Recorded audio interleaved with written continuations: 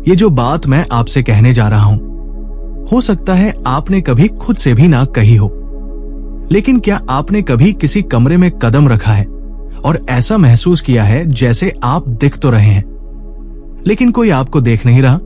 जैसे आपकी मौजूदगी से किसी को कोई फर्क नहीं पड़ता, जैसे आप एक इंसान नहीं, बस एक साया बनकर रह गए हो।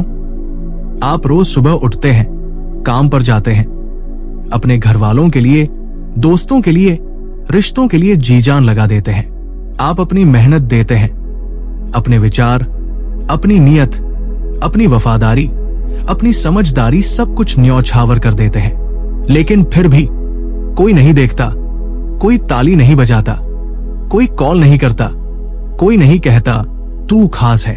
और फिर धीरे धीरे उस देने और इंतजार के बीच एक सवाल आपके दिल के किसी कोने में सरसराने लगता है, क्या मैं वाकई मायने रखता हूं?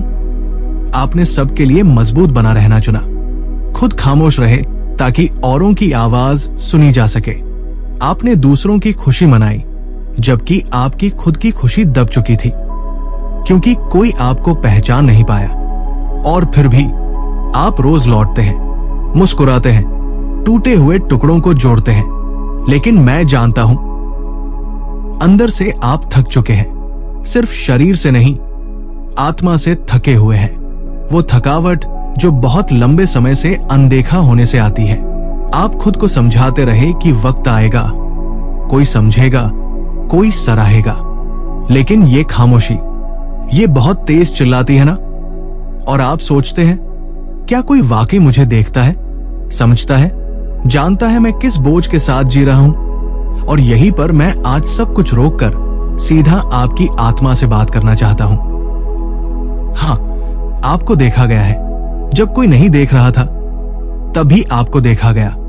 हर वो छोटी कोशिश, हर वो बलिदान जो किसी ने नोटिस नहीं किया, हर वो लम्हा जब आपने दर्द के बावजूद वफादारी चुनी, वो सब देखा गया। शायद भीड़ ने नहीं, शायद आपके बॉस ने नहीं, आपके दोस्त, या यहां तक कि आपके अपने परिवार ने भी नहीं, लेकिन जिसने आपको बनाया है, जिसने आपको गढ़ा है, उसने कभी एक पल भी मिस नहीं किया। जब आप अकेले में रोए, जब रातों को नींद नहीं आई क्योंकि आप खुद को भूले हुए महसूस कर रहे थे, जब आपने किसी और को क्रेडिट लेने दिया ताकि शांति बनी रहे, जब आपने घमंड की जगह प्यार चुना, हर एक पल, हर एक फैसला देखा गया। दुनिया को शोर पसंद है, लेकिन ऊपर वाले को गहराई की कद्र है। दुनिया की तालियां पल भर की होती है, लेकिन परमात्मा की स्वीकृति चुपचाप होती है और शाश्वत। आप कभी भी दूसरों की सराहना के लिए नहीं जी रहे थे। आप तो उस एक की नजर में थे जिसकी नजरें कभी आपसे नहीं हटी। आप कभी अदृश्य नहीं थे, कभी भूले नहीं गए, कभी भीड़ में खोए नहीं थे। आप पूरी तरह से देखे जा रहे हैं उस परमात्मा के द्वारा जिसने आपको तब जाना जब कोई और आपका नाम भी नहीं जानता था। सुनिए, लोगों की चुप्पी ईश्वर का निर्णय नहीं है। अगर लोगों ने आपकी कीमत नहीं समझी तो इसका यह मतलब नहीं कि आपकी कोई कीमत नहीं थी। अगर उन्होंने आपकी कॉलिंग को नजरअंदाज किया तो इसका यह मतलब नहीं कि आपकी बुलाहट रुक गई है। उनका आपको ना देख पाना आपकी पहचान को नहीं बदलता। उनका इंकार आपके मूल्य का आईना नहीं है, और ये तो बिल्कुल भी नहीं दर्शाता कि परमात्मा आपसे दूर हो गया है। सच्चाई ये है कि आप कभी भी उनकी राय के मोहताज नहीं थे। उनका इंकार आखिरी फैसला नहीं था, और कई बार रिजेक्शन असल में रीडायरेक्शन होता है, एक बड़ी बेहतर दिशा की तरफ। याद रखिए, यीशु ने हमें तालियों के पीछे भागना नहीं सिखाया, उन्होंने हमें मकसद के पीछे चलना सिखाया। उन्होंने कभी नहीं कहा कि सब तुम्हें समझेंगे, उन्होंने बस यही चाहा कि जब कोई ना समझे तब भी तुम अपने अंदर टिके रहो। उन्होंने ये सिखाया कि जो खुद को झुकाते हैं उन्हें परमात्मा खुद ऊपर उठाता है, इंसानों के हाथों से नहीं बल्कि अपने हाथों से। तो जब दुनिया चुप हो जाए, जब स्टेज आपका नाम ना पुकारे, जब लोग आपके प्रयासों को नजरअंदाज कर जाएं, तब समझ लीजिए यही वो पल होता है जब परमात्मा सबसे ज्यादा बोल रहा होता है, अगर हम सुन सके। और यही एक और बड़ी बात है जो हम अक्सर मिस कर देते हैं। आप अनदेखे नहीं थे, आप सुरक्षित थे। वो खामोश समय, वो लंबा इंतजार, वो छुपा हुआ दौर कोई सजा नहीं था, वो आपकी रक्षा थी। आपको उस मंच से बचाया गया जो आपकी आत्मा को थका देता, उन लोगों से बचाया गया जो आपकी प्रतिभा का इस्तेमाल कर लेते जब वो अभी परिपक्व नहीं थी। उस रोशनी से बचाया गया जिसका वजन आपकी जड़ों से ज्यादा होता। और यही तो यीशु का तरीका है। पहले तैयारी, फिर मंच, पहले गहराई, फिर प्रदर्शन। हम अक्सर सोचते हैं कि डिले मतलब डिनायल है, जबकि प्रभु के राज्य में डिले मतलब डेवलपमेंट है। जब आप सोच रहे थे कि कुछ हो ही नहीं रहा, तब ऊपर वाला अंदर ही अंदर आपको गढ़ रहा था।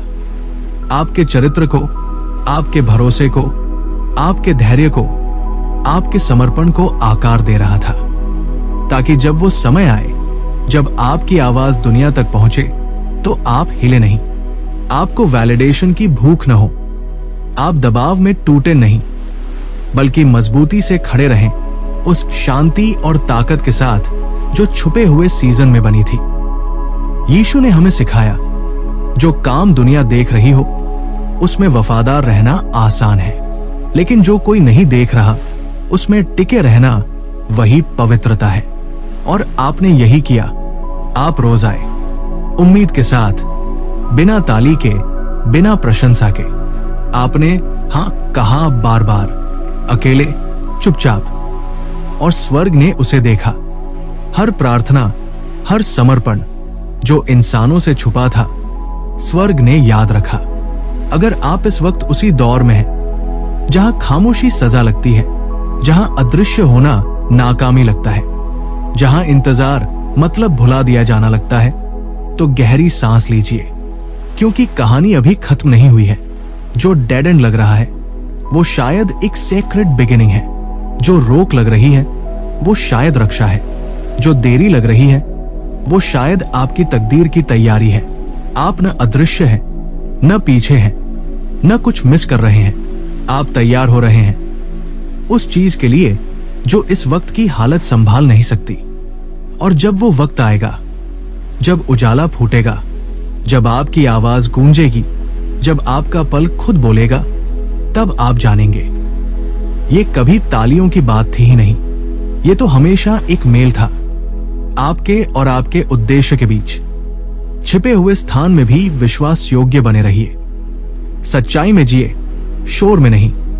प्यार करते रहिए, भले ही दर्द हो। सेवा करते रहिए, भले ही कोई न देखे। भरोसा बनाए रखिए, भले ही हालात मुश्किल हो। क्योंकि जो चीज ऊपर वाले ने आप में हमेशा से देखी है, वही चीज एक दिन दुनिया भी देखेगी। और तब आप जान जाएंगे कि ये आपकी नहीं, स्वर्ग की योजना थी। एक अजीब सी बात है, जिंदगी में सबसे खतरनाक चीज हमेशा नाकामी नहीं होती, बल्कि समय से पहले मिल चुकी सफलता होती है। सोचिए, हम प्रार्थना करते हैं कि दरवाजे खुलें, अवसर मिले, सपने पूरे हों। लेकिन अगर वो चीजें इतनी जल्दी मिल जाएं कि हम अंदर से तैयार ही ना हो, तो वो हमें तोड़ भी सकती है। पेड़ हमेशा पहले जड़ें फैलाता है, फिर फल लाता है, क्योंकि अगर गहराई नहीं होगी तो फल का वजन डालियों को तोड़ देगा। और शायद ये बात हमारे जमाने के लिए सबसे ज्यादा जरूरी है। परमात्मा हमें पहले हील करना चाहता है, फिर हायर। हम मंच चाहते हैं, वो हमें शांति देना चाहता है। हम मुकुट चाहते हैं, वो हमारे अंदर छुपे जख्मों को भरना चाहता है। इसलिए अगर आप आज खुद को स्टक महसूस कर रहे हैं, तो हो सकता है ईश्वर कह रहे हो, पहले मैं तुझे भीतर से पूरा कर लूं, फिर तुझे वहां ले चलूं जहां सब तुझे देखेंगे। कई बार हम सोचते हैं ईश्वर चुप हो गया है, लेकिन चुप्पी का मतलब अनुपस्थिति नहीं होता। परीक्षा के समय शिक्षक चुप ही होता है। और ये परीक्षा, ये आपको तोड़ने के लिए नहीं, बल्कि ये दिखाने के लिए है कि आपने कितना सीखा है। यीशु ने वादा किया था कि तूफान आएंगे, लेकिन आप अकेले नहीं होंगे। और यही वो जगह है जहां असली बदलाव होता है, जब हालात हार मानने जैसे होते हैं लेकिन आप फिर भी टिके रहते हैं। यीशु ने सिखाया, अगर हम अपनी जिंदगी खो दे सही मकसद के लिए तो हम उसे पा लेते हैं। अगर हम बीज बो दे विश्वास के साथ तो उसका फल मिलेगा, लेकिन सही वक्त पर। और जब वो फल आएगा वो सिर्फ आपके लिए नहीं होगा, वो औरों के लिए आशीर्वाद बनेगा। क्योंकि लोगों को सिर्फ आपकी जीत नहीं चाहिए, उन्हें आपकी सच्चाई चाहिए। उन्हें ये जानना है कि आग से होकर निकला जा सकता है और आजाद होकर जिया जा सकता है। तो आज अगर आप कुछ लेकर जाएं, तो बस इतना जान लीजिए, आप पीछे नहीं हैं, आप भूले नहीं गए हैं, आप सजा नहीं भुगत रहे हैं, आप बहुत गहराई से प्रेम किए जा रहे हैं। भले ही आज वो महसूस ना हो। आपकी जिंदगी कोई इत्तेफाक नहीं है। हर घाटी, हर चुप्पी, हर धीमा मोड़, ये सब किसी बहुत ही प्यार भरी और बुद्धिमान कहानी का हिस्सा है। और जो ये कहानी लिख रहा है उसने कभी कोई लड़ाई नहीं हारी, कभी कोई वादा नहीं तोड़ा, और वो आपके साथ भी ऐसा नहीं करेगा। धैर्य से प्रतीक्षा करें, गहराई से चंगे हो, पूरे भरोसे के साथ आगे बढ़े, क्योंकि जो आने वाला है वो सिर्फ अच्छा नहीं होगा, वो पवित्र होगा।